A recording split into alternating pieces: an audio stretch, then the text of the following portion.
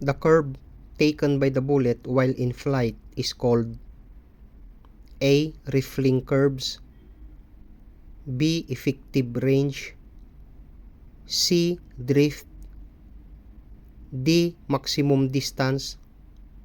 Answer C. Drift. The tumbling of the bullet in its flight and hitting the target sideways as a result of not spinning on its axis. A. Keyhole shot, B. Buckshot, C. Mid-range trajectory, D. Point blank. Answer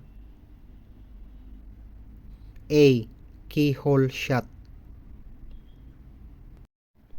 The power of the bullet that results in the instantaneous death of the victim is called A. Zero power,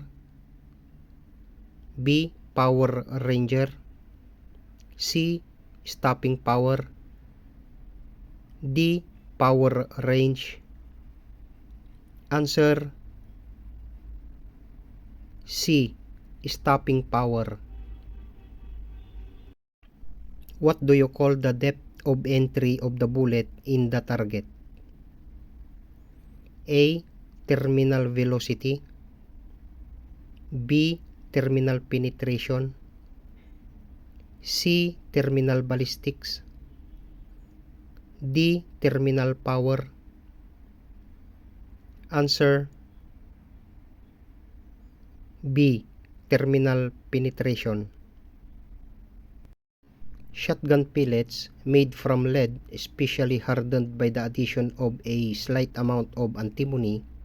This refers to A. Shotgun, B. Chilled shot, C. Shot ballistics, D. All of this. Answer B. Chilled shot. This is caused by the flame or hot gases, not by the hot projectiles as is commonly believed.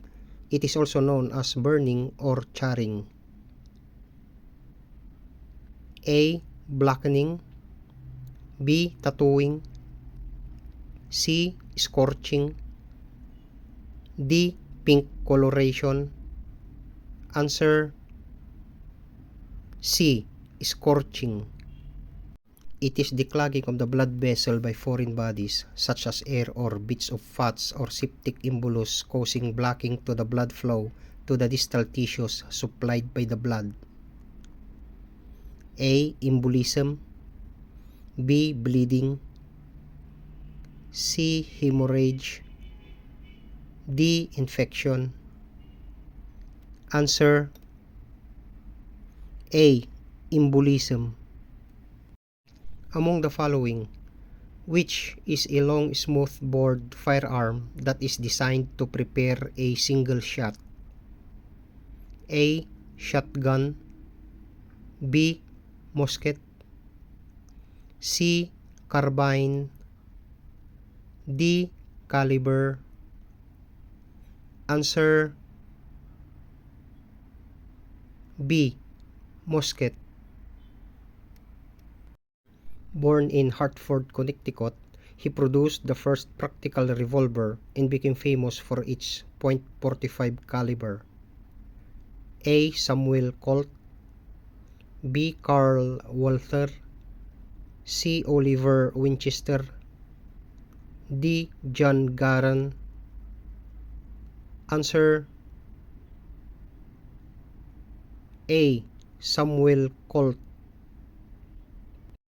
Historians considered that the age of gunpowder began with its first use as a propellant for a projectile on A. 1313, B. 1413, C. 1280, D. 1350. Answer A. 1313.